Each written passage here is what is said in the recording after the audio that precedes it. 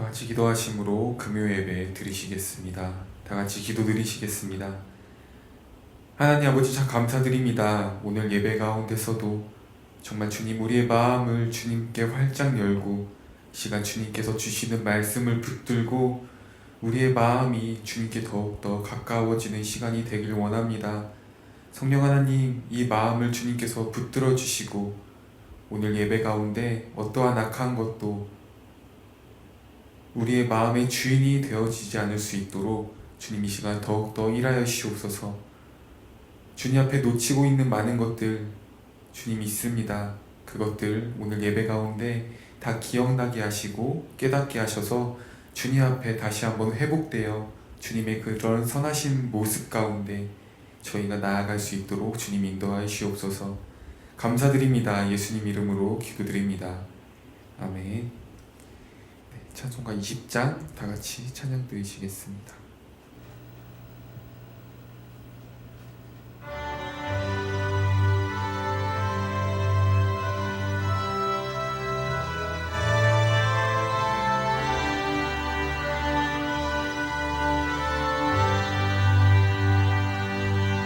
큰 영광 중에 계신 주 나 찬송합니다.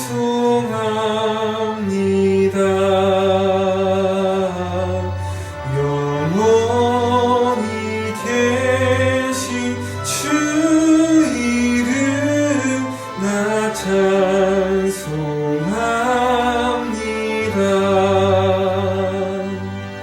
한없이 크신 능력을 나 찬송합니다. 참되고 깊은 그 언약 나 찬송합니다.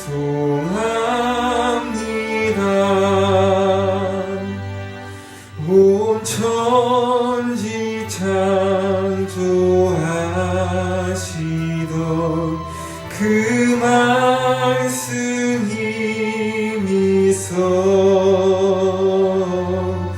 영원히 변치 않는 주 나 믿사옵니다.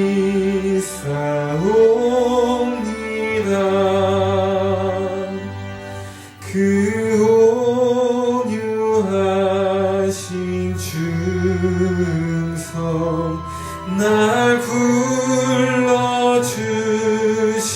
불러주시고 그 품에 품어주시니 나 찬송합니다. 큰 영광 중에 큰 영광 중에 계신 주 나 찬송합니다. 영원히 계신 주 이름 나 찬송합니다.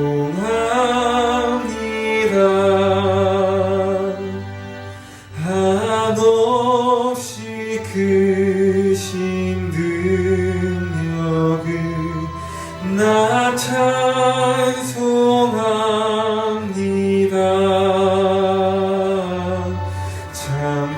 참되고 깊은 그 언약 나 찬송합니다.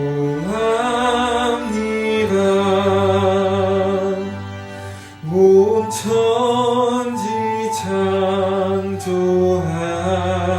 창조하시던 그 말씀 힘이서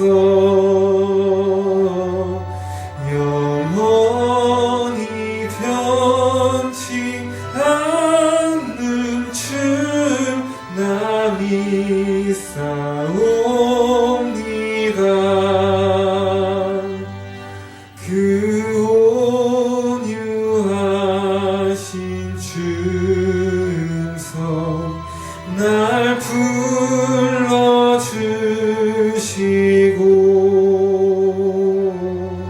그 품에 품어주시니 나 찬송합니다.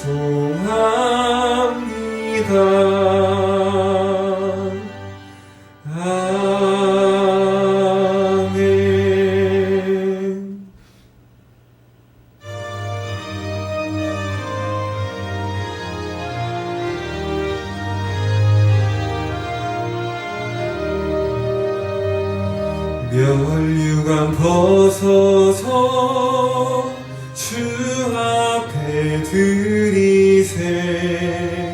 저 천사 기쁜 노래가 온 땅에 퍼지네. 내 혼아 깨어서 주 찬송하여라.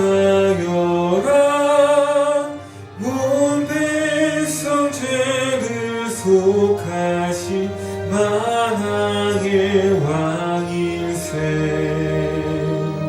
면류관 벗어서 주 앞에 드리세.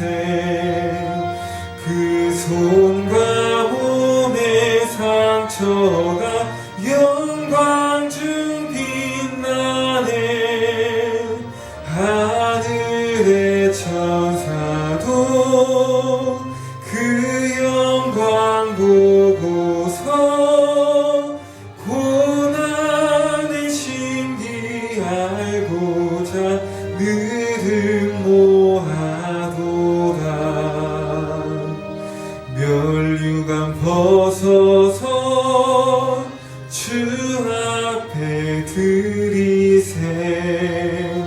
온 세상 전쟁 그치고 참 평화 오겠네.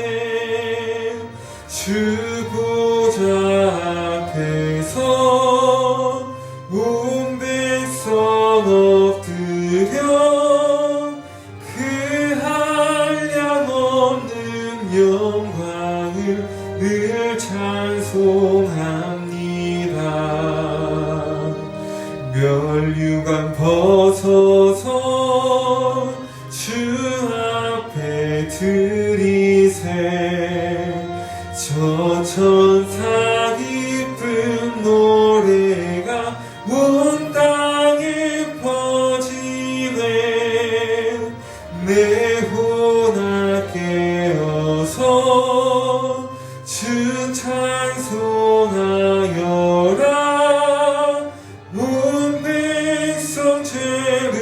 속하신 만왕의 왕일세. 면류관 벗어서 주 앞에 드리세. 그 손과 몸의 상처가 영광 중 빛나네. 하늘의 천사도 그 영광 보고서 고난의 신비 알고자 늘은 모아도다. 면류관 벗어서 주 앞에 드리세. 온 세상 전쟁 그치고 참 평화 오겠네. 주 보좌 앞에서 온 백성 엎드려 그 한량없는 영광을 늘 찬송합니다.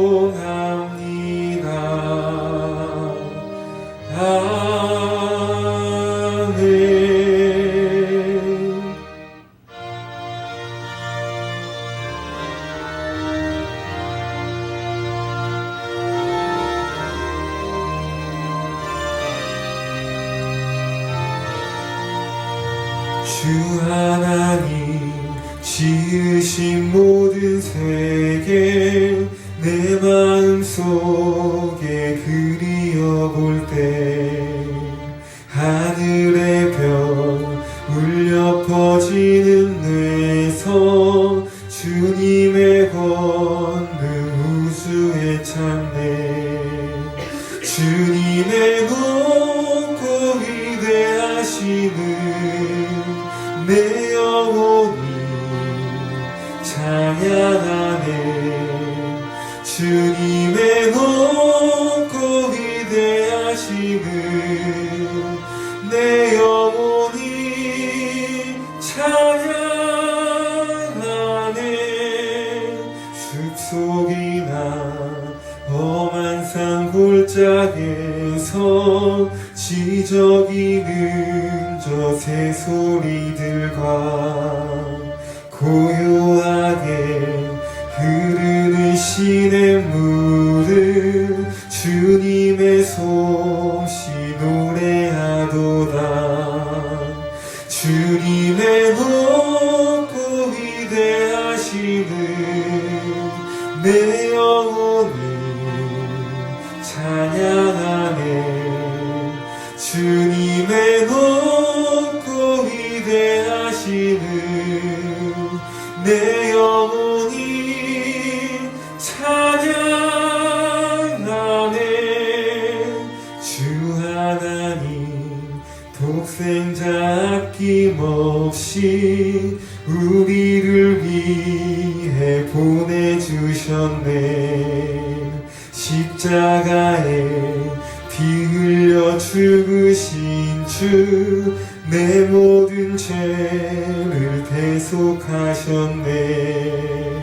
주님의 높고 위대하심을 내 영혼이 찬양하네.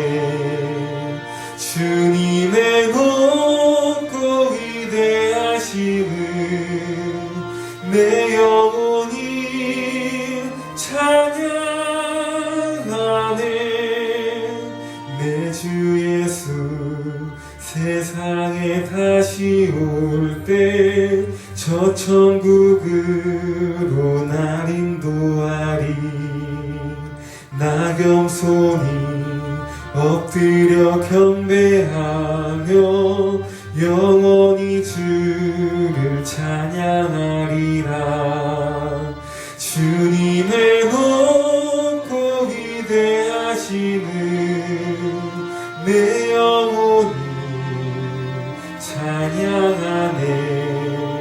주님의 높고 위대하심을 내 영혼이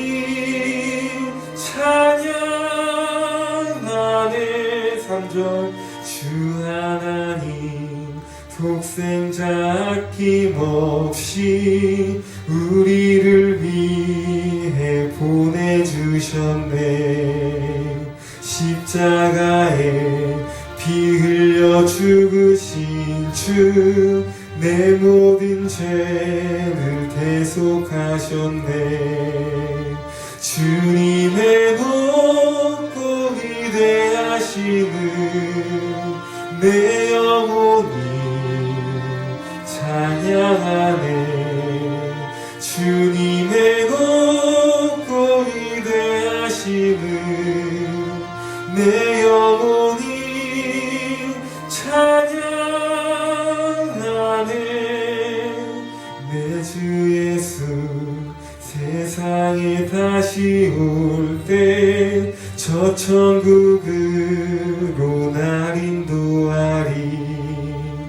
나 겸손히 엎드려 경배하며 영원히 주를 찬양하리라. 주님의 높고 위대하심을 내 영혼이 찬양하네. 주님의 높고 위대하심을 내 영혼이 찬양하네.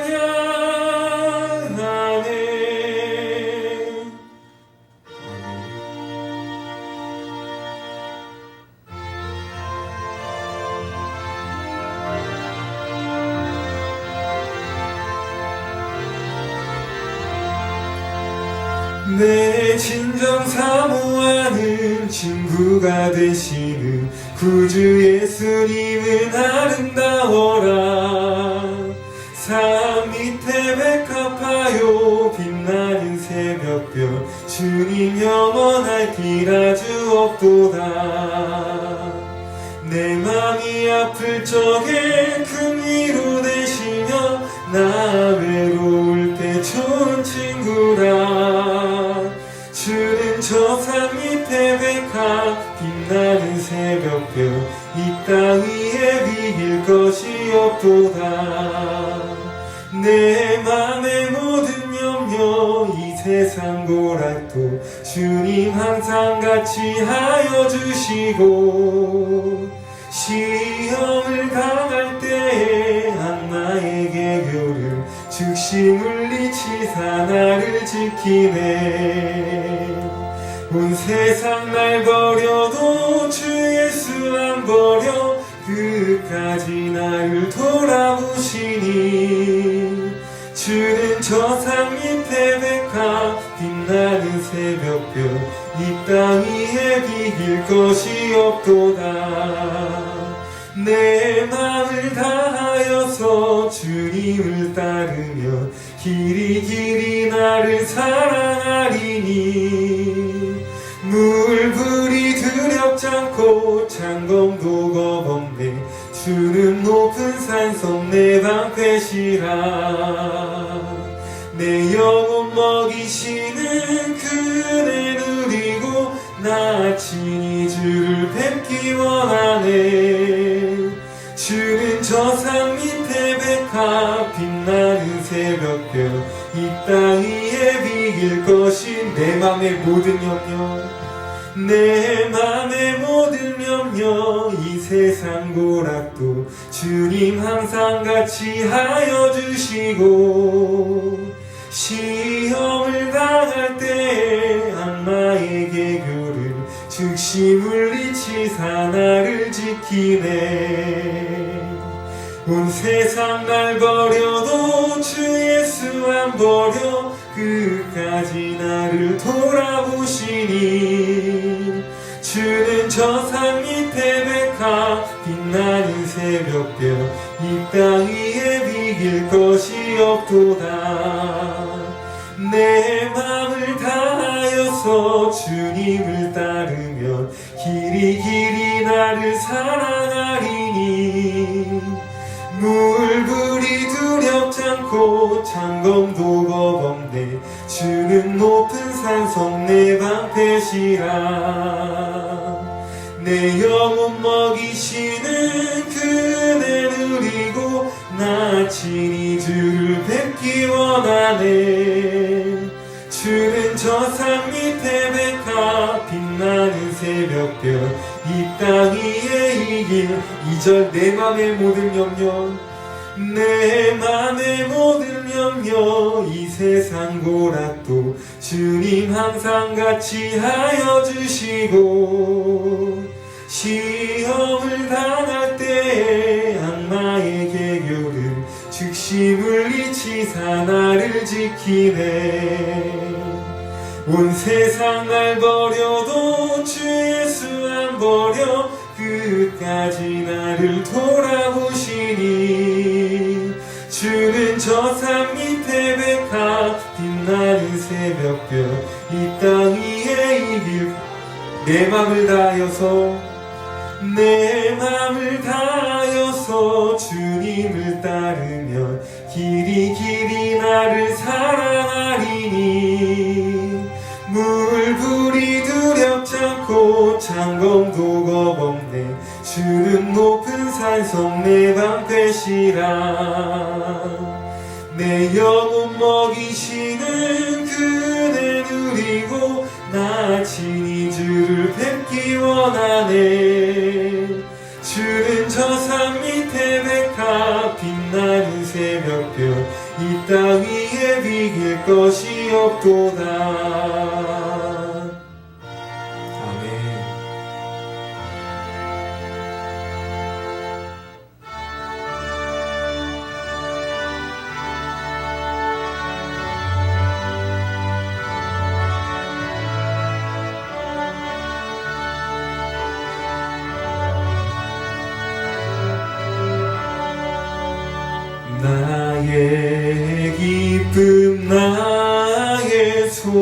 소망 되시며 나의 생명이 되신 주 밤낮 불러서 찬송을 드려도 늘 하신 마음 뿐일세 나의 사모하는 선한 목자는 어느 꽃다운 동산에 양의 무리와 늘 함께 가셔서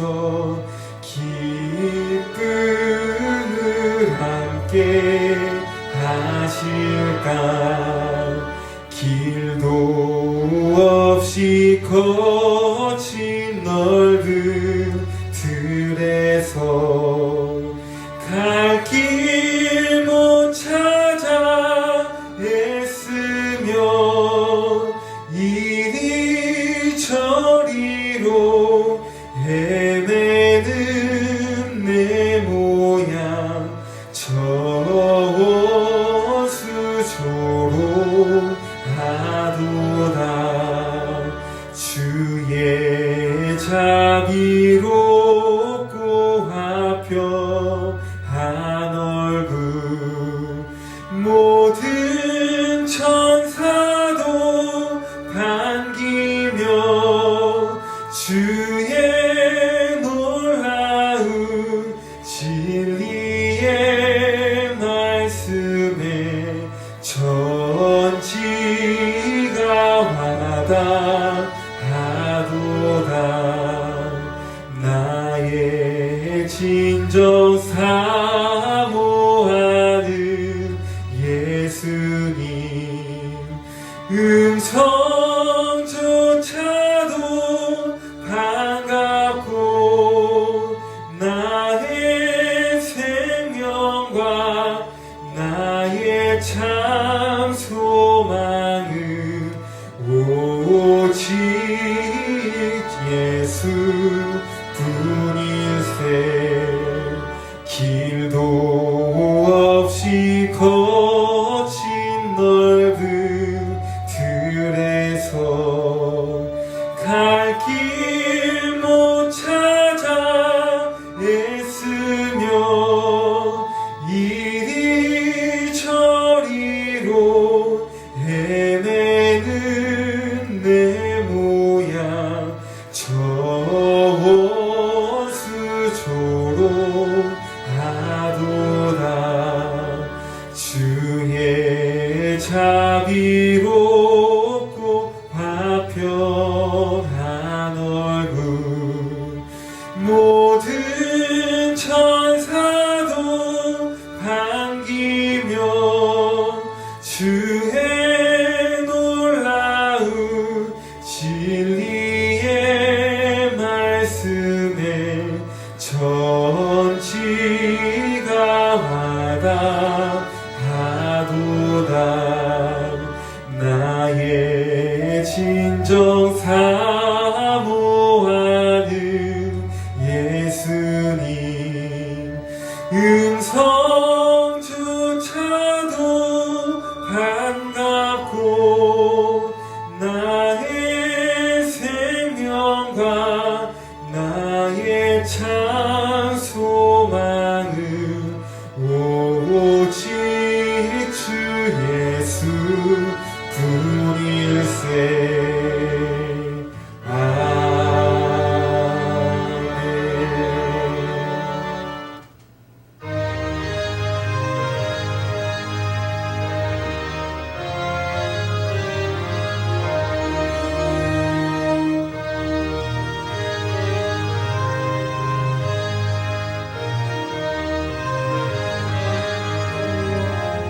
슬픈 마음 있는 사람 예수 이름 믿으며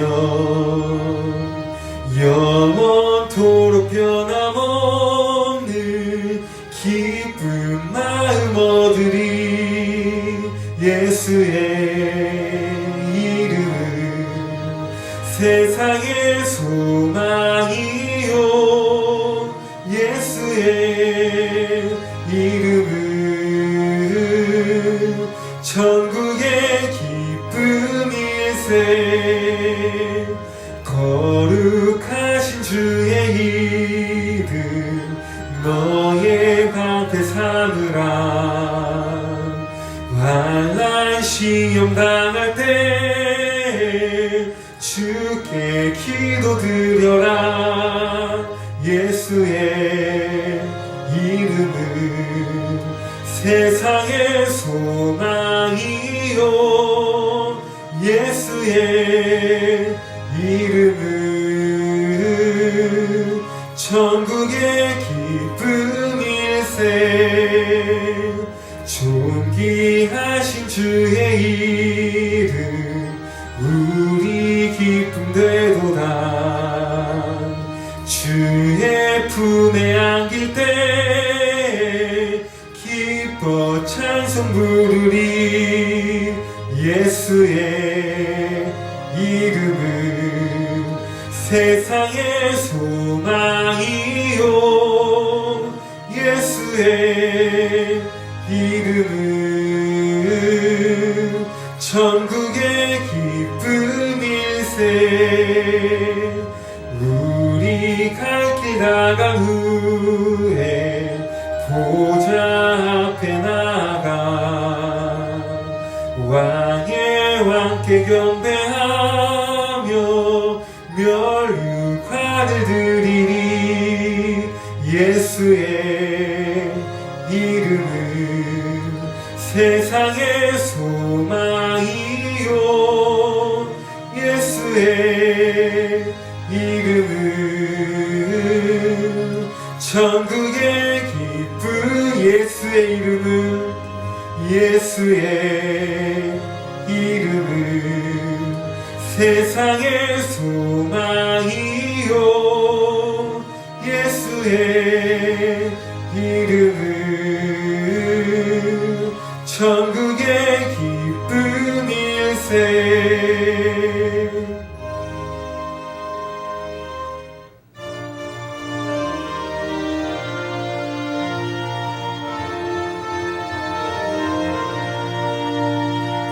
빈들의 마른 풀같이 시들은 나의 영혼 주님이 약속한 성령 간절히 기다리네 가물음의 마른 땅에 담비를 내리시듯 성령의 담비를 부어 새 생명 주옵소서 반가운 빗소리 들려 산천이 춤을 추네 봄비로 내리는 성령 내게도 주옵소서 가물음의 마른 땅에 담비를 내리시듯 성령의 담비를 부어 새 생명 주옵소서 절 따라 우로를 내려 조목이 무성하니 갈급한 내 심령이에 성령을 부으소서 가물음의 마른 땅에 담비를 내리시듯 성령의 담비를 부어 새 생명 주옵소서 참되신 사랑의 언약 어길 수 있사오랴 오늘의 흡족한 은혜 주실 줄 믿습니다 가물음의 마른 땅에 담비를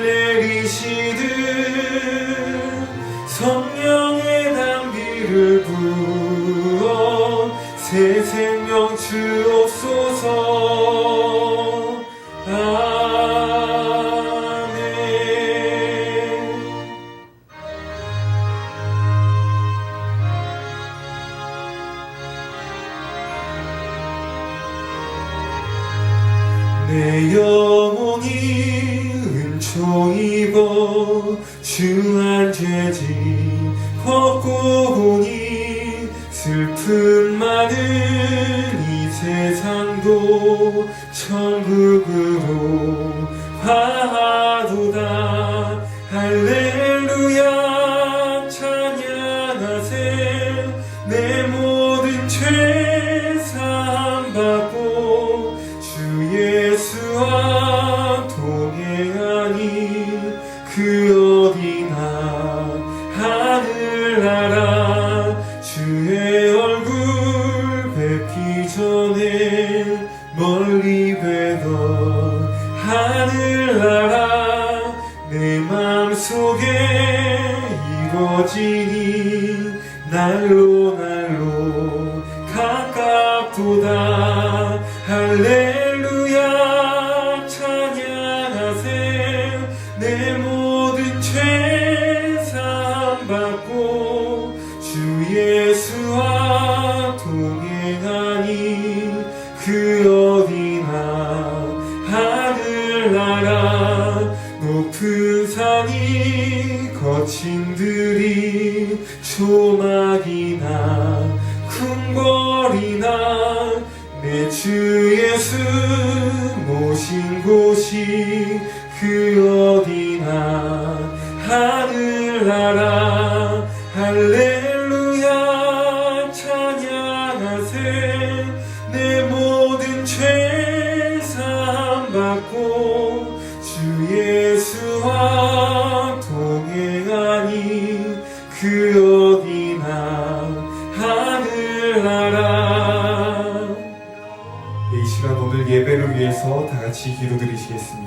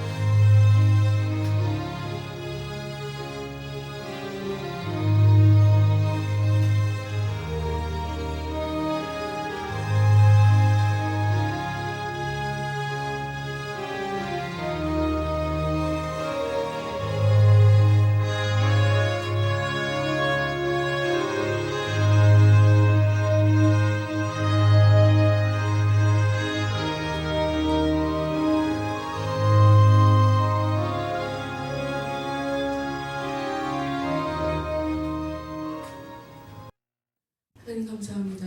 하나님 예배할 수 있는 복된 시간 주시며 감사합니다. 하나님 이 시간 저희들의 마음을 하나님께 활짝이 합니다. 저희들 연약하고 불완전하고 하나님의 은혜 없이 한순간도 살 수 없는 그런 저희들입니다. 하나님 이 시간에 하늘의 문을 활짝 여시고 저희 가운데 풍성한 은혜로 함께하여 주시옵소서. 저희들의 하나님의 사랑을 풍성하게 저희를 경험하기를 간절히 소원합니다. 하나님께서 얼마나 사랑이 많으신 분인지, 얼마나 나에 대해서 관심이 많으신지, 하나님이 나의 성장을 얼마나 원하시는지, 하나님 그 하나님의 마음을 온전히 헤아려드릴 수 있는 그런 예배가 되어질 수 있도록 끝나는 시간까지 저희 가운데 역사해 주시옵소서. 그것도 악한 것도 저희들의 마음 가운데 저희들로 하여금 하나님을 오해하게 만들고 편견을 가지고 하나님을 바라보게 만들며 내가 무엇인가 알고 있다고 착각하면서 하나님께 그런 자세와 태도를 가지고 나아가지 아니하도록 하나님 이 시간 저희들을 더욱더 겸손함으로 무장시켜 주시고 저희들의 생각과 저희들의 마음 가운데서 그것도 악한 것도 역사하지 못하도록 하나님 저희들의 생명의 줄로 결박하여 주시고 은혜 가운데로 저희들을 이끌어 주시옵소서.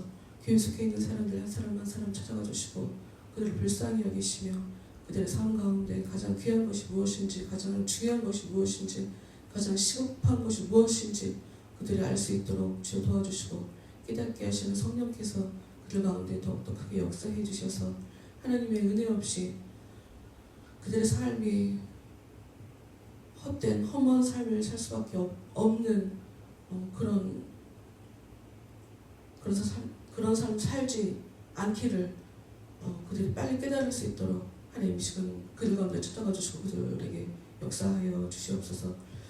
기도하는 시간까지 말씀 듣고 기도하는 그 시간까지 하나님께서 이끌어 주셔서 제대로 깨닫고 그것 가지고 깊게 기도할 때에 넘치는 하나님의 그 사랑을 공급받도록 주여 끝나는 시간까지 성령께서 역사하여 주시옵소서. 예수님 이름으로 기도합니다. 아멘. 네, 몇 주 전부터 우리는 인간의 영혼이 과연 불멸하는 존재인지에 대해서 시작하면서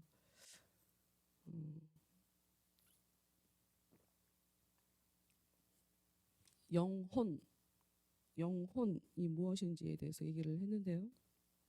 우리가 하여튼 기억해야 할 것, 성경은 죽음 이후에 그냥 죽지 않고 사라지지 않는 그 지속되는 존재를 무조건적으로 바람직하다고 말하는 책은 아니다. 무엇이냐?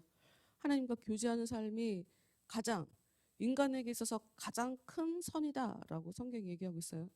그게 진짜 사는 것이다 하고 얘기를 하고 있단 말이에요. 그래서 우리가 지금 이 영혼이라는 이 단어를 가지고 불멸의 관점으로 그리고 또 중간 상태에 대해서 우리가 알아보고 있단 말이죠. 왜냐하면 성경이 우리로 하여금 마지막 날에 주님께서 재림하실 때에 선하게 살던 사람도 의인도 악인도 다시 부활해서 살아나서 착한 자는 선으로 심판받고 천국으로 가는 심판, 악한 자는 죽음으로 가는 심판을 받는 것 같이 성경이 얘기하고 있기 때문에 그것은 우리로 하여금 그러니까 예수님이 오실 때까지 이 땅을 살다가 간 모든 사람들이 잠을 자고 있는 거야? 중간 상태가 있다는 거야? 하고 생각하게 만들어 버렸기 때문에 이 중간 상태에 대해서 지금 지난주랑 이제 이번 주 보고 있어요. 근데 다시 한번 우리가 중요하게 짚고 넘어가야 될 게 있어요. 영혼이라고 하는 그 단어가 우리에게 어떤 걸 가르쳐 주냐? 우리가 영혼이라고 할 때는 굉장히 스피리추얼한 그런 존재, 절대로 사라지지 않는 영적 존재에 대해서 말하는 것처럼 그렇게 알고 있단 말이에요.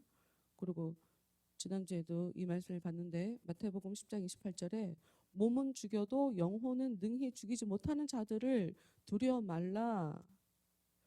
몸도 죽이고 영혼도 죽이는 그 하나님을 두려워하라라고 이야기하는 이 마태복음 10장 28절은 강조점은 악한 애들은 두려워하지 말라. 하나님이 두려워해야 될 대상이다 하는 말씀이지만 그럼에도 불구하고 이 말씀이 우리한테 가르쳐 주시는 것은 악한 것들이 죽이지 못하는, 죽일 수 없는, 그러니까 죽음 이후에도 계속 존재하게 되는 인간의 그 어떤 측면이 있음을 우리한테 알려준단 말이에요. 그러니까 이 영혼이란 단어가 굉장히 육과 다른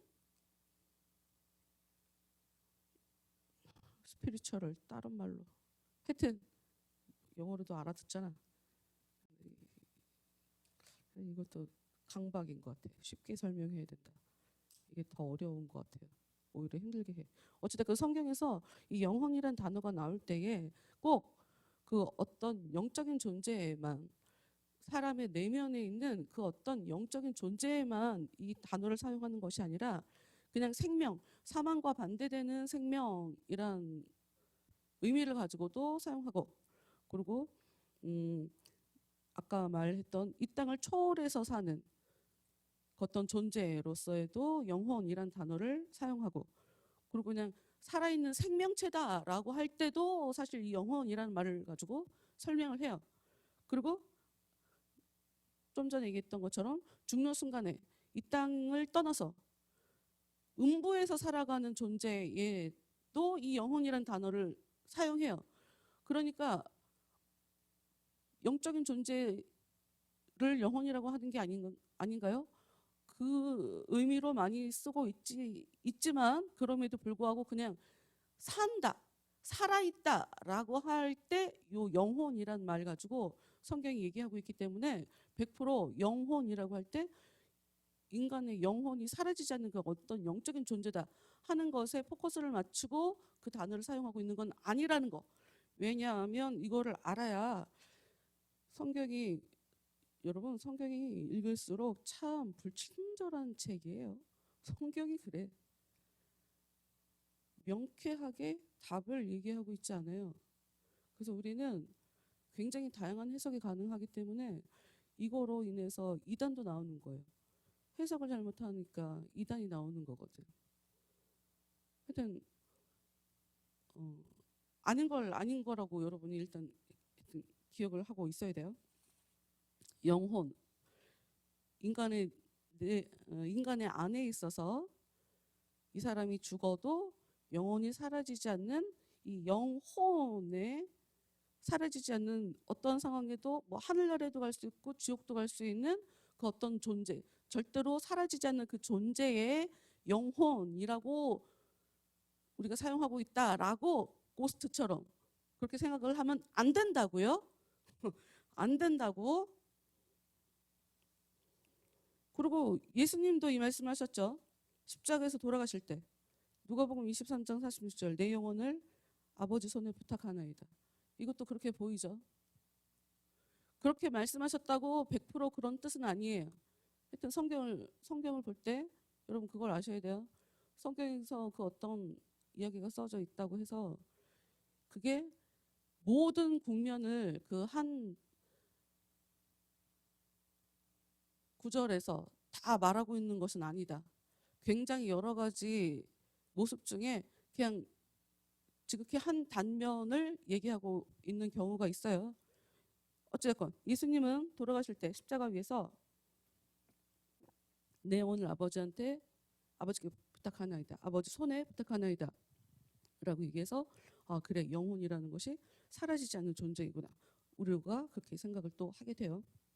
그런데 우리가 지난주에 또 이런 말씀을 봤죠. 고린도전서 7장 34절을 통해서 결혼하지 마라. 결혼한 사람과 결혼하지 않은 사람에 대해서 얘기를 하면서 이 처녀들은 그러니까 시집을 간 사람과 시집을 가지 않은 사람이 삶이 어떻게 다르냐. 시집을 안 간 사람은 몸과 영을 거룩하게 하되 자기의 몸과 자기의 영혼에 집중해서 살 수가 있어요. 근데 시집을 간 사람은 그러니까 시집을 안 간 사람이 몸과 영을 거룩하게 하는 것은 이유가 있죠. 하나님을 기쁘시게 해드리려고. 그런데 시집을 간 사람은 남편을 또 어떻게 기쁘게 할까에 대한 그러니까 에너지가 양분이 된단 말이에요. 그러니 결혼하지 마라라고 바울이 얘기하는 부분이 있는데 그것을 보면 몸도 중요하고 영도 중요한 거예요. 그러니까 왜 자꾸 영혼에 대해서 우리가 종전에 알고 있는 우리 내면에 있는 그 어떤 존재에만 국한돼서 이걸 사용하면 안 된다라고 얘기를 하냐면 이것은 그냥 플라톤 철학에서 나온 개념이란 말이에요. 이원론적으로. 그러니까 이거를 빨랑기튼 머리에서 지워야 돼요. 성경은 몸도 중요하게 얘기하고 영혼도 중요하게 얘기해요. 왜냐하면 사람은 몸과 영혼이 단일체인 그런 존재란 말이에요. 하나. 그러니까 우리한테 그러니까 통일이 되어야 돼. 몸과 마음이. 몸과 영혼이 통일이 되는 거를 성경이 굉장히 중요하게 얘기를 해요. 이게 왜 중요하냐? 우리가 그거 알죠? 예수님이 사람들한테 욕을 한 부류가 한 부류가 있죠. 병을 고쳐줬는데 자기한테 인사를 하러 오지 않았어. 안타깝지. 아쉬워요. 근데 그걸 가지고 맹 비난을 하진 않아. 근데 유일하게 예수님께서 맹 비난을 하던 그런 부류들이 있었어요. 외식하는 사람들. 그러니까 마음과 몸이 행실이 완전히 다른 사람들. 그리고 하나님은 처음부터 인간들에게 율법을 주시면서 마음과 뜻과 힘을 다해라, 성품을 다해라. 그러니까 마음과 몸은 통일이 되어야 된다. 하나가 되어야 된다. 둘 다 중요하다. 처음부터 하나님이 그렇게 계속 말씀을 하셨기 때문에 우리가 계속 영혼이 죽지 않는 존재다라고 생각을 하게 되면 이 몸이 중요하지 않은 것으로 자기도 모르게 생각을 해버려요. 그런 의미가 아니야. 하나님은 몸도 되게 중요하게 여겨요. 몸이 중요하지 않으면 부활의 몸을 주실 이유가 없죠. 몸을 중요하게 여긴단 말이에요. 그러니 그 부족한 것 없애버리고 진짜 하나님께서 절대로 사라지지 않는 하나님이 준비해 놓으신 그 부활의 몸을 우리한테 주신단 말이에요. 하여튼 우리한테 이 몸이라는 건 되게 중요한데 성경은 몸과 영혼을 같이 있는 사람을 살아있는 사람이라고 얘기한다. 그래서 영혼이 사라지지 않는 그런 부활의 몸을 우리가 입어야 그 사람이 영생하는 존재인 거예요. 몸, 지금 이게 굉장히 어려울 수 있는데 이게 되게 중요한 개념이에요. 부활의 몸, 우리가 영생하는 존재가 되는 것은 하나님이 우리한테 영생할 수 있는 그 몸을 주실 것이기 때문에 그것 때문에 우리가 영생할 수 있게 되는 거예요. 성경이 얘기하는 거예요. 제가 만들어서 얘기하는 게 아니라. 그리고 우리가 그 야고보서 2장 26절에 이런 말씀을 지난주에 봤어요. 영혼 없는 몸이 죽은 것 같이 행함이 없는 믿음은 죽은 것이니라. 믿음이 뭔지 모르겠는데 영혼과 행함 사이에 깊은 관련을 갖고 있는 애인 거죠. 지금 이 믿음이라는 것이 영혼과 몸을, 행함을 관련짓게 하는, 움직이게 하는 믿음이란 그 어떤 존재가 우리 안에서 역사를 하고 있는 거예요. 근데 영혼도 있고 몸이 있어야 돼. 둘 다 있어야 이것을 성경은 살아있는 사람이라고 얘기한단 말이에요. 이게 되게 중요해요. 구약에서 지옥을 일컫는 단어가 있어요. 맞아. 지난주에 정연이가 안 와서 우리가 중간 상태를 봐요. 중간 상태에 대해서 알아볼 거예요. 왜냐하면 중간 상태 때문에 그 초기 기독교부터 중간 상태에 대해서 가르쳤는데도 불구하고 그 카톨릭이 정말 바닥끝까지 타락하게 되는 데 있어서 이 연옥 교리가 굉장히 크게 작용을 했단 말이에요. 우리 개신교에서는 연옥을 안 가르치지만 카톨릭은 연옥을 가르쳐요. 그러니까 하늘에 가기 전에 중간 상태야. 모여 있는 장소예요. 그러니까 여기서 어디로 갈지가 결정된다고 하는 그런 연옥이라는 곳이 있어요. 사람이 죽으면 연옥을 가. 그런데 살아있는 사람들이 그 연옥에 있는 사람을 위해서 기도하고 특히나 성의를 보여야지, 마음을 보여야지. 뭘로? 돈으로. 성전 입구에 박스가 있단 말이에요. 거기다가 동전을 넣는단 말이에요. 그럼 땡그랑 소리가 나겠죠. 지금과 다르게 지폐가 아니라 걔네들 이렇게 찍었으니까. 땡그랑 소리가 나면 그 소리를 듣고 그 연옥에 있는 사람이 슝 날아가고 하늘에 올라간다는 이 말도 안 되는 이런 교리로까지 이상하게 해석을 하고. 그런데 성경이 중간 상태에 대해서 말하지 않는데 말하고 있어요. 말하지 않는데 말하고 있어요. 교리에 대해서는 정확하게 얘기하고 있지 않아요. 그런데 암묵적으로 중간 상태가 있는데 를 계속 얘기하는 구절들이 있어요. 그러니 가르칠 수밖에 없죠. 성경에 써 있으니까. 근데 이게 선이 없으니까, 정확하게 선이 없으니까 모르는 걸 모르는 상태로 놔두면 좋은데 사람은 이상한 게 있어요. 모르는 거를 자주 여러분, 제가 이거 굉장히 중요해서 인지부조화 이거 되게 중요해요. 사람이 살아가는 데 있어서 인지부조화는 우리 안에 사람을 움직이게 하는 시스템이란 말이에요. 사람을 살아가게 하는 그 어떤 판단을 하고 생각을 하게 하는 그런 시스템이에요. 그런데 그것이 우리로 하여금 그냥 아무래도 그 머리를 덜 움직이는 것은 우리의 생존을 높이기 위해서 우리한테 벌어지는 일이거든요. 모든 걸 다 하나하나 생각을 하면 우리가 살 수가 없으니까 생존력을 높이기 위해서 덜 생각하게. 그래서 우리도 모르게 편견을 갖고 보게 돼 있고 복잡하니까 이거는 이거야 하고 빨리 답을 내려버려요. 근데 이걸 하면 안 돼요. 모르는 거를 모르는 것으로 그냥 거기까지 그걸 해야 할 수 있어야 돼요. 그게 진짜 아는 사람이에요. 모르는데 답을 지어버리면 그게 바로 진짜 무식하고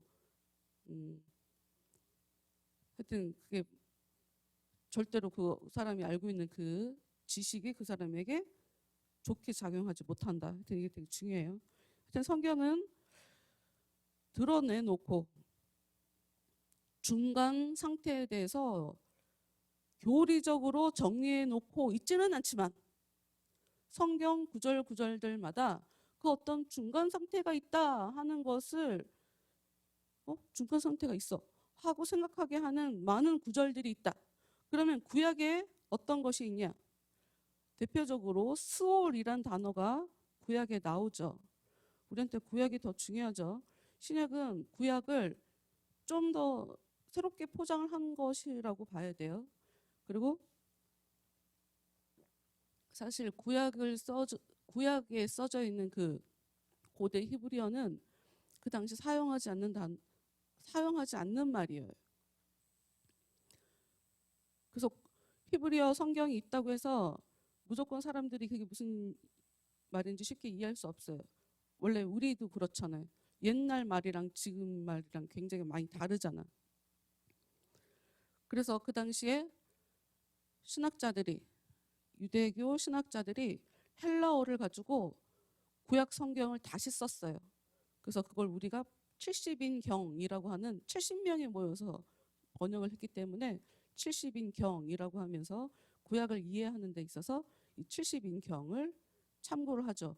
그러니까 구약의 이 의미가 신약의 이런 의미인 거야. 그리고 이제 그 당시 사회가 헬레니즘 문화, 그리스어로 세계관이나 이런 관념들이 다 이렇게 평준화, 공통적으로 이렇게 정리가 돼 놓은 상태니까 오히려 이제 개념 잡기가 훨씬 쉽죠.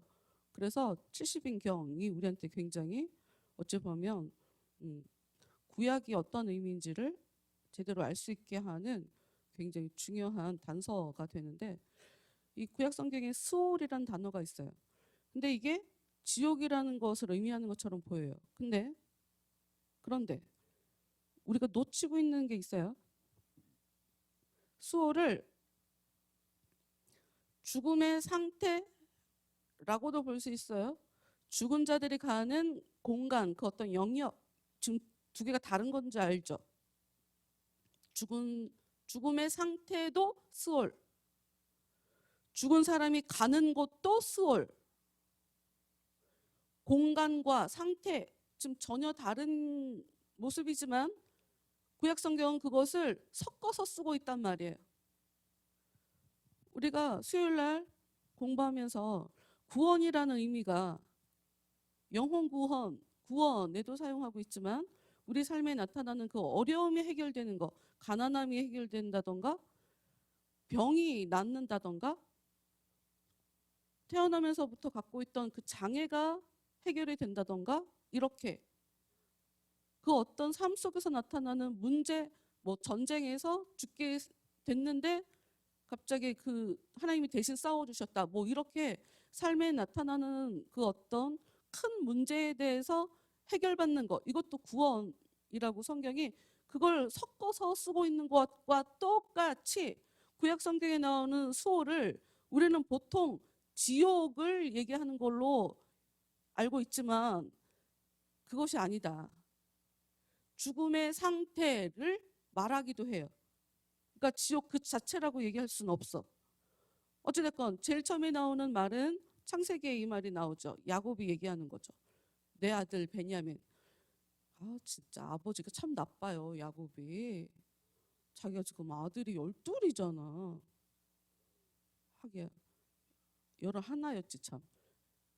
요셉이 살아있을 때 11였고 그 이후에도 11. 하여튼 근데 자기한테는 아들이 요셉밖에 없는 거야. 나머지 10 아들한테 왜 그런 걸 표현하냐고. 참 나쁜 아버지인데 형제들 간에 사이 나쁘게 살으라고 아주 그냥 불을 질렀죠. 근데 거기에 요셉도 없는데, 요셉도 죽었는데 베냐민이 잘못되면, 그러니까 이제 아들들한테 얘기하는 거예요. 아들들이 베냐민을 내가 데리고 가야 된다고 뭐 이런 얘기를 하니까 베냐민이 잘못되면 니들이 나를 수월로 내려가게 하는 거야. 지금 이거는 단순하게 죽어서 가는 곳이라고도 얘기할 수 있고, 너희들이 나를 죽는 것처럼, 내 삶에 희망이 하나도 없이 죽는 것처럼 그렇게 만들어 버리는 거야. 여러분, 우리가 그렇게 얘기하시는 분들이 있어요. 어른들 중에 내 삶이 지옥 같다고 얘기하시는 분들. 그 사람 살아 있어요. 근데 본인이 내가 살고 있는 이 삶이 행복하지가 않아. 되는 일도 하나도 없어. 너무나 불행해. 난 정말 지옥 같아. 사람들이랑 관계도 너무 안 좋고 내가 웃을 일이 하나도 없어. 그 사람은 지금 지옥 가지 않았어도 사실 우리가 보통 생각하는 지옥이라고 하면, 내가 콘스탄틴 보고도 느낀 점이 많지만, 신과 함께 봤어요? 야, 뭐가 이렇게 가장 충격적이던가? 나는 절구가 아니라 물레 돌아가는 거, 사람 다 이렇게 갈아버리는 그 나태의 지옥이야? 그것도 기억해? 난 그게 우와, 이 사람을 완전히 가루로 산산이 부서뜨려. 와, 진짜 무섭다. 우리 보통 지옥 하면 우리는 이미 지옥에 대해서 우리의 문화 여태까지 우리가 살아온 이 한국 사회에서 은연중에 들은 것들이 있어요. 그래서 그게 우리로 하여금 나도 모르게 편견을 갖고 그 단어를 이해하게 만들어 버리거든. 그런데 삶을 살아가는 사람들 보면 내 삶이 지옥이야. 그래, 지옥이 있어서 죽은 이후에 가면 훨씬 더 힘들겠죠. 난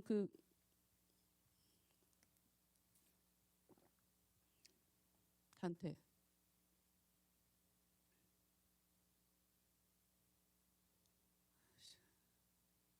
신곡. 나 진짜 큰일 났네, 이거. 주여. 왜 신라곤이라고 하는 거야? 그게 아니니까 지금 전개가 안 되잖아. 신곡에 보면 그게 나온단 말이야. 사람을 죽이는 장면이 있어.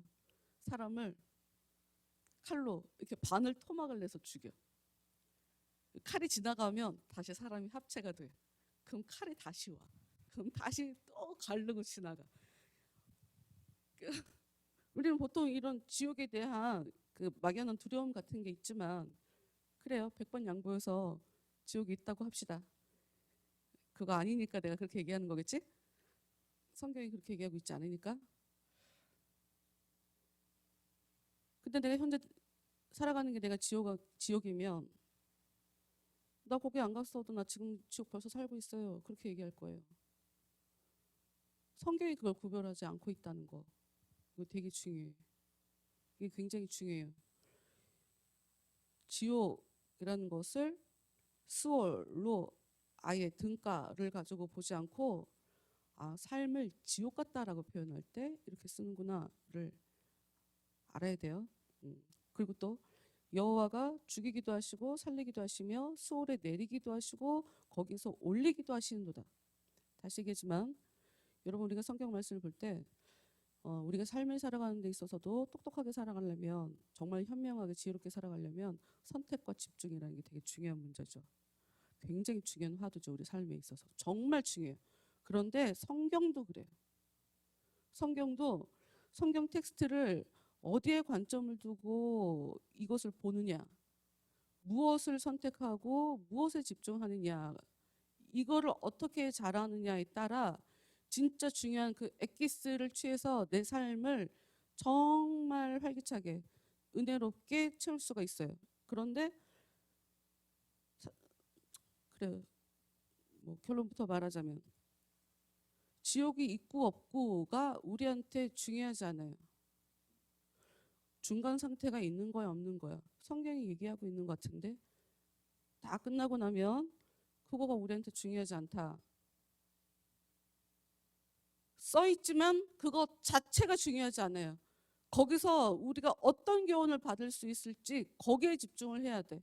지옥이 있대, 오와 무서워, 그 사람은 지금 뭐가 뭔지를 정말 모르고 엉뚱한데 지금 시선이 뺏기고 있는 상황인 거야. 우리는 이 말씀, 여호와는 죽이기도 하시고 살리기도 하시며 수월에 내리기도 하시고 거기에서 올리기도 하시는 도다 라고 하는 이 말씀을 통해, 그러니까 하나님 죽이기도 하고 살리기도 하는 거야. 와, 하나님 무섭네. 그러니까 하나님이 수월에 내리기도 하고 거기서 올리기도 하는 거야. 단순하게 여기에 머무르면 안 되고, 그러면 하나님이 내가 하나님을 알고 하나님과 교제하는 삶이 인간에게 있어서 가장 큰 선이라고 얘기를 했으니까, 그거를 성경이 의라고 얘기를 하고 있으니, 그럼 내가 의인이면, 내가 하나님과 교제하는 사람이면, 내가 하나님 앞에 바람직하는 사람이면, 내가 인간으로서 이 땅을 살아가는 데 있어서 하나님 보시기에 가장 큰 선을 행하는 사람이라면, 그럼 나는 이 수월에 계속 머물러 있지 않겠구나에 대해서 집중을 해야 하는 것이, 이 말씀을 통해서 우리가 제대로 선택하고 집중하게 되는 건 거예요. 중간 상태가 있다 없다 우리한테는 그거 중요하지 않아. 이 땅에서 지옥을 경험하는 사람은 그게 뭐예요? 난 이미 지옥인데. 그걸 반대로 나는 글쎄 다른 사람 이조차도 내가 무식해서 하는 말일 수도 있고, 내가 하나님 앞에 하나님이 싫어하시는데도 내가 반복하는 얘기일 수도 있어. 내가 자주 뭘 얘기를 하냐면, 내가 조금 아프면 암에 대해서 검색하고 그러잖아요. 그럼 꼭 내가 무슨 병을 무서워할까 봐 고민하는 것처럼 걱정하는 것처럼 보이겠지만, 사실 나는 지금 가도 아쉬움이 없어. 왜? 너무 많은 내가 은혜를 받은 것 같아서 너무 감사하고 너무 기뻐갖고, 이보다 더 나은 게 뭐가 있을까? 어떡하지? 나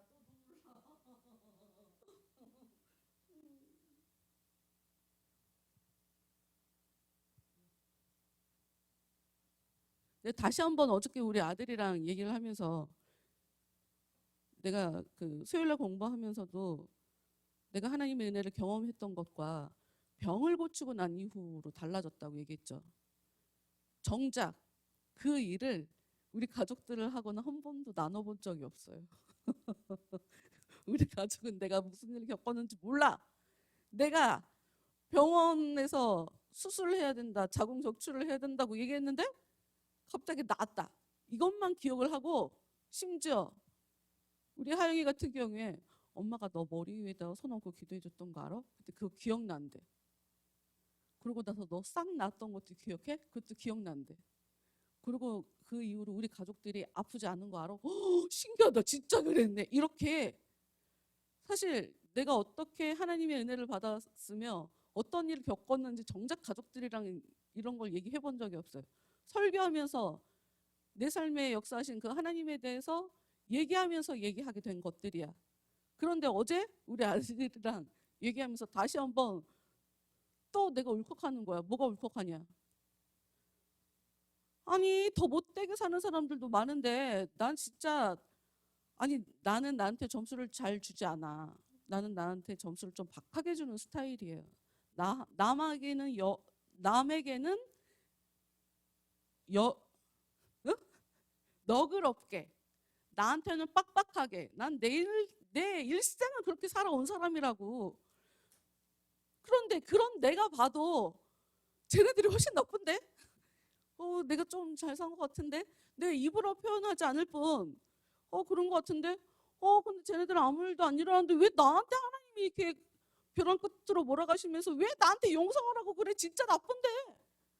내가 막 너무 억울했는데, 그때 하나님이 주셨던 그 음성이, 내가 어저께 아들이랑 다시 그 얘기를 하는데 와, 너무 감사한 거예요. 나 아까 저 안에서 또 그 생각을 했잖아. 하나님한테 들은 음성은 평생을 가도 잊혀지지가 않아갖고, 깨끗하니까 더 깨끗하라고 하는 거라고. 싫다고. 내가 그때 진짜 나 막 울었는데, 정말 울었는데, 이게 생각할수록 그러니까 내가 깨끗하다는 거네. 하나님 나 칭찬해 주신 거네. 이런 생각이 들더라고요. 여러분, 나도 죄 지어요. 마음으로 짓는 완전한 인간이 어딨어. 뭐가 죄인데. 성경에서 얘기하는 그 죄라는 것의 룰을 아주 디테일하게 빡빡하게 적용을 하면 예수님이 십자가에 달리기 전에 흔들려 갖고 나 이거 안 마시고 싶다고 이 잔을 나한테 어? 건너가게 해달라고. 이것도 죄야. 성경에 말하는 방식으로 따지면 그런 방식이면 예수님도 죄인이란 말이에요. 근데 이제 길게 보니까 하여튼 나도 죄져요. 그래서 나는 왜 내 문제가 이 나쁜 문제가 해결이 안 될까? 왜 나는 이 나쁜 습관이 해결이 안 될까? 난 왜 저 사람을 보고 너그러운 마음으로 품어주지 못할까? 나는 분명히 내가 은혜를 아는데 불구하고 왜 내가 더 옳은 거를 알고 있는데 왜 입으로 얘기하지 않는가? 내가 굉장히 자기중심적이고 내가 망신당할까 봐 옳은 걸 옳다고 말을 못하는 사람인가? 굉장히 난 자책이 많은 사람이에요. 그런데 나한테 하나님이 깨끗하다고 얘기를 하시는 게 이해가 안 가는 거지. 근데 성경에서 얘기하는 깨끗함은 행동을 잘해서가 아니라 하나님께서 원하는 깨끗한 행실이 있으면, 하나님께서 원하시는 그 행실이 있으면 깨끗하다고 하는 거지. 우리가 얘기하는 깨끗함과 다른 거야. 내가 하나님을 믿으니까 깨끗하다고 하는 거예요. 내가 주님의 은혜를 아니까, 그리고 그분의 지배를 받아서 내 기호대로, 내 취향대로, 내 성향대로 사는 게 아니라 하나님이 원하는 성향대로 나를 계속 내려놓고 바꿔가고. 용서 못하는 게 어딨어. 용서해야 네가 더 아름다워지는 거야. 걔가 잘못하지 않고 네가 오해했다고 얘기하는 게 아니라 그거 상관없어. 네가 용서하는 마음을 갖고 있어야 돼. 미워하는 그 마음을 버려야 돼. 그게 깨끗한 거야. 라고 하시는 그 얘기를 내가 도저히 삼킬 수가 없는데도 불구하고 막 눈물을 펑펑 흘리면서 진짜 억울해갖고 정말 내가 억울하다고 그랬는데 그래도 알았다고 내가 그렇게 하겠다고 이런 걸 하나님이 잘하는 거라고 얘기하고 이걸 깨끗하다고 얘기하는 거거든요. 그러니까 우리가 생각하는 것과 달라. 성경 얘기하는 게. 어찌됐건 우리가 성경에서 이 수월 얘기를 하면서 중간 상태에 대한 언급을 얘기하는 것 같고 그리고 지옥에 대해서 얘기하는 것 같아요.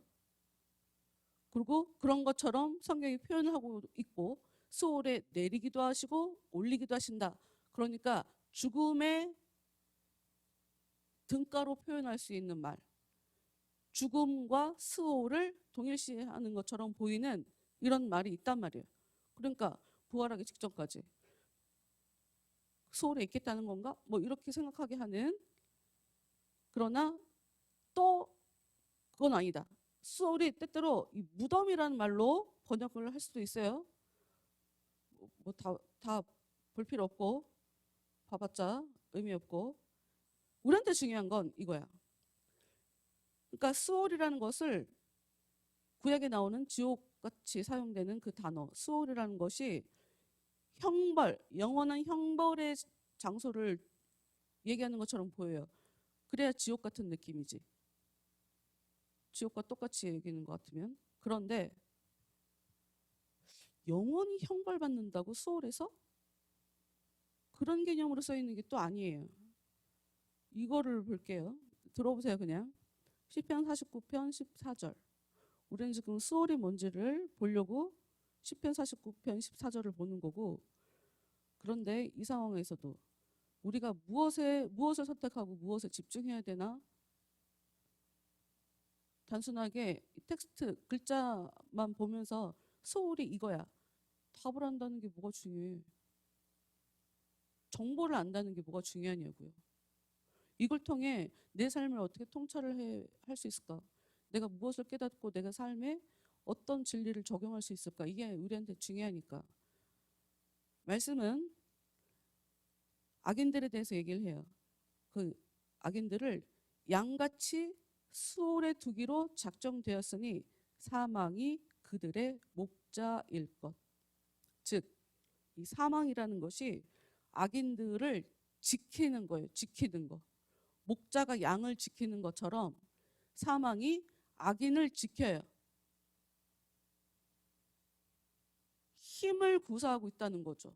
영향력으로 그 사람을 지금 묶고 있다는 거예요. 수월이 뭔지가 중요한 게 아니라 악인들은 사망에 의해 사망이 그들의 목자가 되기 때문에 그 악한 자들을 스월이라는 곳에 계속 묶어두게 된다. 나는 누가 내 목자인가를 봐야죠. 이제 이런 말씀을 보면 바로 반대급부로 그걸 생각해야 돼요. 근데 이제 그 다음 구절 시편 49편 15절은 이렇게 써 있어요. 그러나 하나님은 나를 영접하시리니 이러므로 내 영혼을 수월의 권세에서 건져내시리로다. 둘 다 지금 권세라는 단어로 지금 표현하고 있는 거예요. 사망이 악인에게 권세, 목자가 되어서 권세를 행함으로 힘으로 그를 붙잡음으로 그들을 수월에 계속 묶어놓고 있는 거예요. 지옥에 계속 묶어놓고 있는 거라고. 지옥에 묶여있다라는 말이 써있지 여기에서 형벌을 받는다라고까지는 얘기하고 있지 않잖아. 그렇죠? 묶여있다. 근데 우리한테 중요한 건 그러니까 다시 한번 얘기하지만 지옥이 있다 없다 이게 중요한 게 아니라 그런데 하나님을 믿는 사람은 수월의 권세에서 건져내 주신다. 수월이 아예 맨 마지막에 들어가는 지옥이라고 한다면 수월에서 건져주는 일은 없어야 되는 거잖아요. 그러니까 이 수월을 아까 얘기한 중간 상태라고 그래서 얘기를 할 수가 있는 건 거죠.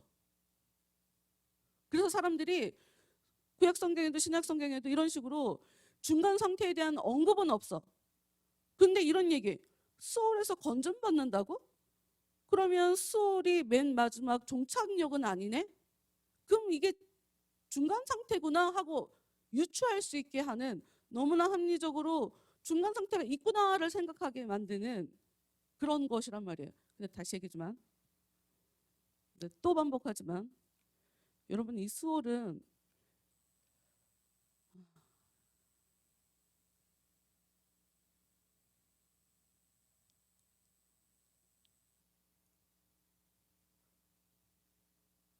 중간 상태.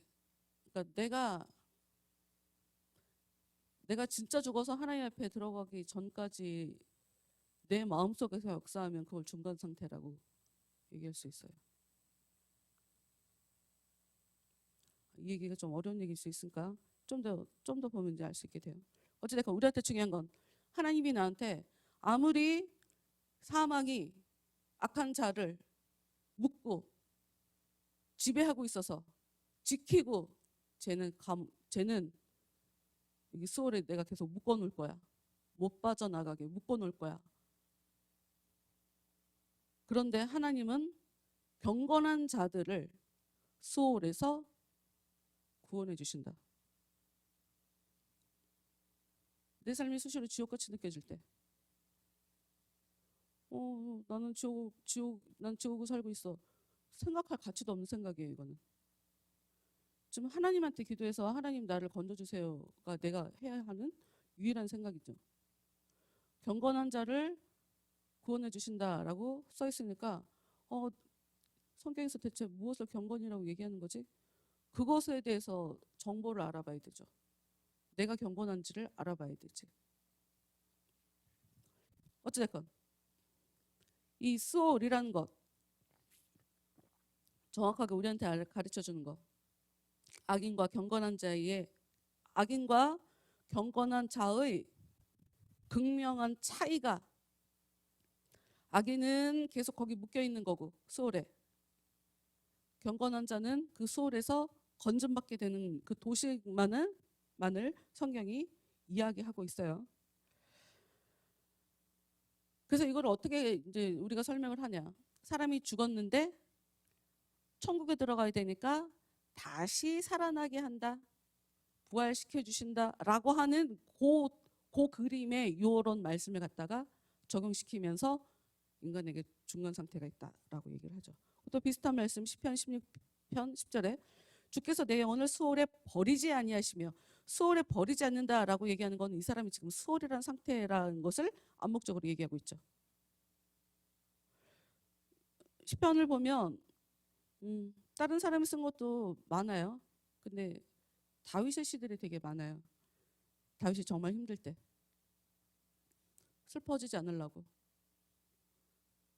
이 비참한 현실을 그냥 받아들이지 않고 이걸 가지고 하나님께 계속 소망을 불러일으키느라고 지은 책들이란 말이에요. 이 시편이.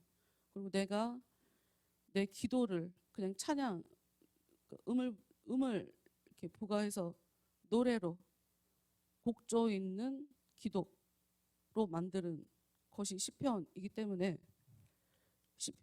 다윗은 40년 동안 그러니까 어릴 때 선택받았잖아요. 다윗이. 근데 그 사람이 왕이 될 때까지 40년 걸렸어요. 이상하지?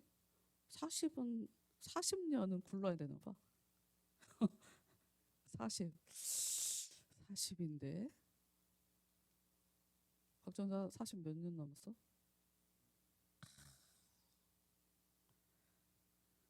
길다면 길고 짧다면 짧다. 그러니까 40. 이 사람은 왕으로 그러니까 어릴 때 기름 부음 받았음에도 불구하고 그 이후에 지속적으로 정말 억울하게 쫓겨다니는 삶을 살게 돼요. 이 사람이 능력이 없는 것도 아니잖아. 어렸을 때 정말 화려하게 백성들 앞에 나타났죠. 사울이 죽은 사람 천천히요. 다윗을 죽인 자는 만만이고 골리앗을 죽여버렸단 말이야. 그 어린아이가. 슈퍼스타가 나타난 거지. 갑자기. 그리고 만군의 여호와의 이름으로 믿음이면 최고인 사회 분위기에서 하나님을 믿는 야, 저 네 집 아들이냐. 눈에 띄죠. 그런데 그를 싫어하는 유일한 왕이 한 사람 있었으니 그 나라의 최고 센 사람 누구도 건드리지 못하는 왕이 다윗을 미워하니까 어떻게 해볼 도리가 없잖아요. 왕이 죽을 때까지. 어찌 보면 억울한 거지만 그마저도 의미가 있다고 봐야 돼요. 굉장히 그것을 통해서 우리가 또 알게 되는 것들이 있으니까 어찌됐건.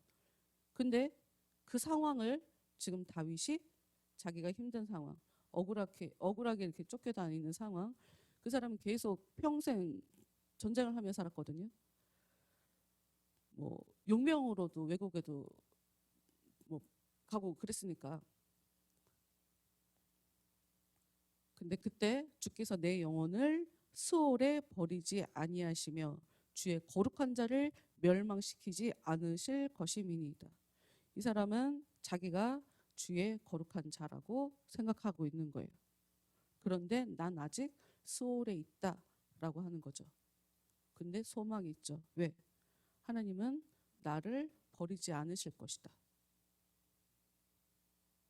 굉장히 중요해요. 내가 나를 볼 때 내가 하나님 앞에 어떻게 평가하고 있는지 여러분 이거 되게 중요해요. 우리가 이 양심이라는 것을 어떻게 속일 수가 없어요. 아무리 옆에서 칭찬을 해줘도 내가 나에 대해서 올바로 평가하지 않고 굉장히 필요 이상으로 평가절하하고 심지어 나는 나의 실체를 알잖아요. 그게 아무리 사람들이 나한테 칭찬을 해주고 박수를 쳐줘도 절대로 좋게 결과를 가져다 주지 않아요. 내가 나에 대해서 어떻게 평가하는지가 중요해요. 다윗 자기는 알죠. 자기가 왕에 대해서 어떤 마음을 갖고 있는지 다윗이 제일 알죠. 사람들은 왕한테 가갖고 복수해버리라고 지금 기회가 왔다고 왕이 똥 누러 들어왔거든. 동굴 안으로. 죽일 수 있어.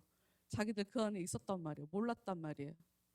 기회라고 이거 하나님이 우리한테 준 기회라고까지 옆에서 다윗한테 지금 왜 억울하게 다니냐고 죽여버리고 자유롭게 살으라고. 근데 다윗은 그러지 않았거든요.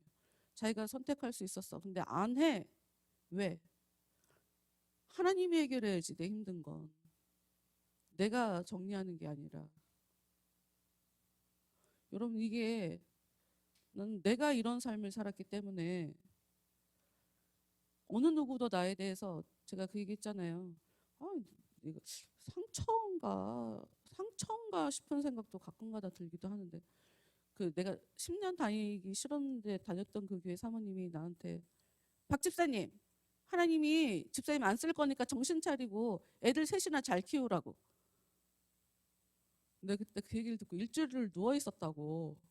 뭐냐면 지속적으로 20살 때 내가 은혜를 체험하고 난 이후로 하나님은 지속적으로 나를 쓰겠다고 시작을 하라고 했는데 말을 듣고 안 듣고는 내가 안 듣는 거지. 내가 안 듣고 전 못하겠어요. 이거는 하나님이랑 나의 문제지. 자기가 뭐라고 나한테 하나님이 안 쓸 거라고 얘기를 하냐고. 자기가 하나님이냐고. 근데 내가 그 10년 그 교회를 다녔단 말이야. 근데 그게 그 당시에도 그렇고 나중에도 그렇고 긴 시간 동안 그러니까 내가 믿음이 있었던 거야. 내가 힘들었는데 내가 기다렸던 거야. 내가 나가려면 왜 못 나가? 그렇잖아요? 다니기 싫어. 그 교회 진짜 짜증나. 오 진짜 나도 무시하는 것 같고 우리 딸도 무시하는 것 같고 내가 얘기했잖아. 우리 딸 이 눈동자 옆에 연필 자국 있는데 나 진짜 그 다음날 알아갖고 내가 기가 막혀갖고 근데 선교원에서 어떤 아이가 우리 딸 눈동자에다가 볼펜인지 연필인지 찔러갖고 그랬는데 나한테 얘기도 안 하고 씨, 이거 뭐지? 그래도 내가 거기를 도망쳐 나오지 않았다고요. 내가 알아야 돼. 내가 지금 믿음으로 살고 있다. 내가 지금 내 삶을 통해 하나님을 인정해드리고 있다. 소홀히 그런 작용을 해요. 지옥이야 나 지옥 살아. 그런데 내가 경건하게 살면 내가 거룩하게 살면 하나님은 나를 망하게 그냥 냅두지 않을 거야. 이게 진짜 믿음이에요. 진짜 믿음이 있는데 왜 지옥같이 살아요? 그거를 믿음이 아닌 거로 얘기하면 안 돼. 나는 이제 나 오늘 신약 보려고 했는데 구약 지난주에 안 온 정현이를 위해서 구약 스킵하다가 다시 한번 구약을 반복을 했구나. 더 좋지 뭐. 지난주에 한 번 듣고 또 보니까 쉽잖아? 우리나라 예전에 그 일제시대 때 신사참배 하는 것 때문에 주기철 목사님 돌아가시고 많은 분들이 돌아가셨고 한경직 목사님이 그때 신사참배 했단 말이에요. 평생 욕먹으셨단 말이에요. 근데 왜 그걸 우리가 욕을 해야 되나? 난 그걸 이해할 수가 없단 말이에요. 죽지 않기 위해서 엎드리는 거. 왜 그거를 비겁하다고 얘기하나? 하나님이 그렇게 역사하실 수도 있거든. 차라리 죽는 게 낫지. 하나님 여기서 죽여라 나를 죽여라 이러고 그런 게 낫지. 나만 살아남아갖고 나는 마치 변절자인 것처럼 제가 평생을 이렇게 살아가고 이게 더 힘들 수 있어요. 그러니까 우리는 뭐가 더 옳은 건지 우리는 남의 인생에 대해서는 우리가 쉽게 얘기할 수가 없어. 그러니까 나는 내 인생만 보면 돼요. 내 인생만 보면 돼. 분명히 우리의 삶에는 정말 지옥처럼 느끼는 내가 그것에 묶여갖고 내가 쉽게 나오지 못한다. 사실 많은 사람들이 가난이라는 것이 그 사람의 수월이죠. 하나님이 그러니까 가난한 자 하나님은 가난한 마음을 만들어주고 싶은 거지 가난 자체를 사람한테 주고 싶은 건 아니에요. 가난해야 비로소 선택과 집중을 해요. 이게 되게 그러니까 이거지. 돈이 있으면 아플 때 병원 가. 돈이 없으면 기도할 수밖에 없어요. 돈이 없으니까 내가 의지할 데가 하나님밖에 없단 말이에요. 하나님이 그런 마음을 가난하게 해주려고 사람은 상황의 지배를 받으니까 삶이 안정되면 루즈해질 수밖에 없어요. 마음이 부유해질 수밖에 없어. 하나님 안 찾아. 그러니 당연히 하나님한테 갈급한 마음을 만들어 주려면 삶 속에 와, 저를 구원해 주세요. 제발 구원해 주세요. 이렇게 말할 수밖에 없도록 하나님이 삶을 압박을 한단 말이에요. 그거를 우리는 수월로 느끼지. 그러니 우리 삶 가운데 그 세력이 내가 너무 세서 내가 지금 걔의 지배를 받아. 내가 주도권을 갖고 있는 게 아니라 얘 때문에 내가 삶에 영향을 받아. 여러분, 이 수월이 여러분들한테 다 있을 거예요. 이거 없는 사람 없어. 다 있어. 누구나 다 있어. 이게 못된 습관일 수도 있고, 내 삶을 전적으로 내가 주도권을 가지고 내 마음대로 살지 못하면 누군가가 지금 내 안에 인지를 할 수도 있고 인지를 하지 못할 수도 있는 그 어떤 소울이란 존재들이 내 안에 있단 말이야. 그 세력이 꺾여야 돼. 방법은 하나밖에 없어요. 그 세력을 꺾을 수 있는 더 큰 힘, 하나님이 내 안에 온 것밖에 달리 방법이 없어. 그건 영적인 존재이기 때문에. 그래서 말씀이 얘기하죠. 성령을 따라 기도해서, 성령으로 기도해서 육의 행실을 끊어라. 이게 똑같은 말이거든. 은혜가 와서 육적으로, 영적으로는 쓸데없는, 정말 1도 도움이 안 되는, 육적으로만 도움이 되는 그 어떤 패턴 안에서 계속 반복하고 있는 못된 행동들, 성령으로 그거 끊어내라 라고 성경이 얘기하고 있단 말이에요. 똑같은 얘기야. 스월 내 안에 있어. 그 어떤 나를 힘들게 하고 나를 불편하게 하고 나를 슬프게도 하고 사는 것 같지 않아 라고 나를 이렇게 고문하고 고통을 주게 만드는 그 어떤 존재들이, 스월 같은 그 존재들이 내 안에 있단 말이죠. 근데 하나님은 우리를 거기에 그냥 냅두고 싶어 하지 않아요. 왜? 다시 얘기하지만 이거는 중간 상태야. 중간 상태. 그러니 벗어버릴 수 있어요. 성경은 하나님은 나를 영접하시니 내 영혼을 소울의 권세에서 건져내시리로다 하고 얘기하고, 주께서 내 영혼을 수월에 버리지 아니하시며 주의 거룩한 자를 멸망시키지 않으실 것임이니이다. 아까 영과 몸 사이에 믿음이라는 것이 긴밀히 역사하고 있다라는 것을 야고보서에서 봤는데, 믿음이 있으면 내 안의 수월은 힘을 잃어요. 이거 뭐지? 천칭. 시소 같아. 시소 게임 같아. 내 안에 있는 얘가 얘를 어떻게 하면 없애지? 이렇게 하지 않아도 돼. 얘가 무거워지면 얘는 가벼워지는 거야. 그러니까 얘 신경 쓰지 마요. 무슨 얘기하는지 알지? 사람들이 가난하면 가난에 대해서 집중해. 그래갖고는 절대로 해결 안 돼요. 가난의 문제는 부에 대해서 집중해야 돼. 나를 부요롭게 하실 그 하나님에 대해서 집중해야 돼. 우리 뇌는 단어를 기억한다며 동사를 기억하는 게 아니라, 가난하면 안 돼. 가난하기 싫어. 가난을 기억하는 거예요. 부에 집중해야지. 내가 구원받는 것에 집중해야 돼.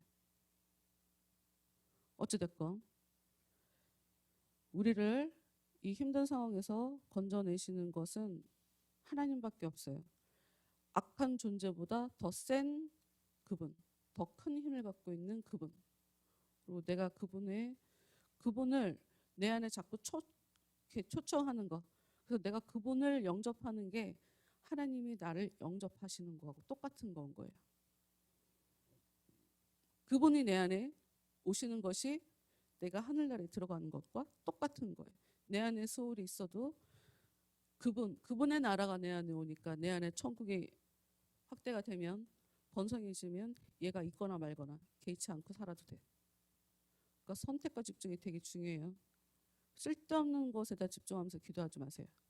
쓸데없는 데다가 집중하면서 기도하지 마시고 정말 제대로 하나님께만 집중해요. 예수님한테만 집중하고 내 영혼을 부유하게 해달라고. 하나님 저한테 힘을 주시라고. 성령이 너에게 임하시면 너희가 권능을 받고, 그게 바로 힘이란 뜻이거든요.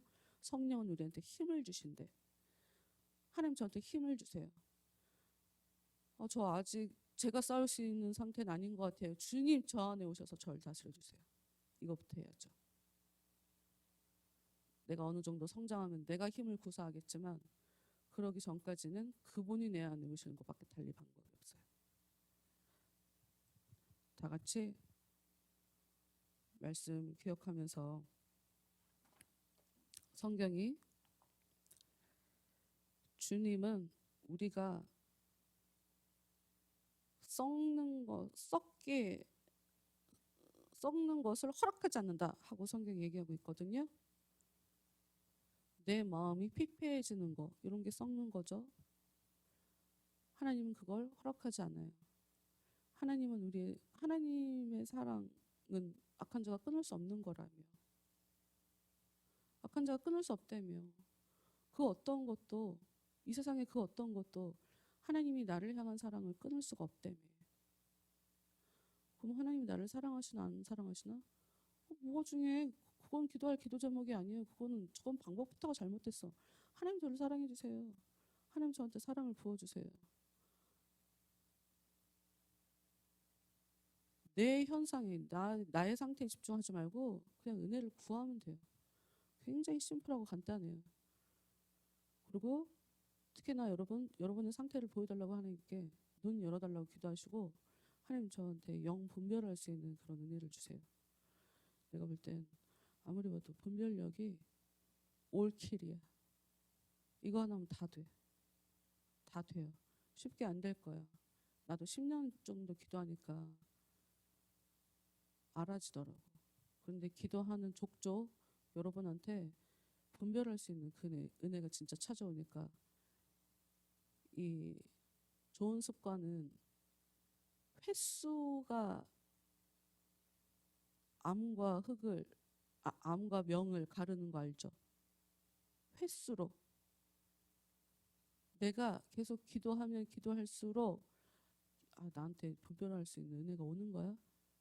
고민할 것도 없고 갈등할 것도 없고 의심할 것도 없고 그냥 기도하면 돼. 때가 되면 쌓여서 나로 하여금 분별할 수 있게 만들어준다. 굉장히 중요해요. 힘들 수는 있어. 보고 싶지 않은 악한 것의 역사도 보니까 죽겠더라고. 근데 그건 과도기에 일어나는 일이고 내 영혼이 죽게 되는 일은 벌어지지 않아요. 피할 길이 제대로 피하게 되는 굉장히 큰 유익을 주니까 하나님 저한테 분별할 수 있는 은혜를 주세요. 이거 은사예요. 저를 볼 수 있게 제 눈을 열어주세요. 분별할 수 있도록 하나님 저한테 영 분별력을 주세요. 이렇게 다 같이 기도하시고 교회 위해서 기도하시고 교회에서 악한 것들 역사하지 않게 교회를 깨끗하게 해주세요. 기도하시고 그리고 코로나 위해서 그리고 이 못된 이 정치인들 정신 차리게 해달라고 저는 개인적으로 하나님 그들에게 천사를 보내주세요. 그들에게 하늘의 그 불검을 가지고 그들에게 찾아가 주세요. 사실 그 기도를 얼마 전부터 하고 있거든요. 믿어지면 기도가 되면 여러분들 같이 기도해 주세요. 기도합시다.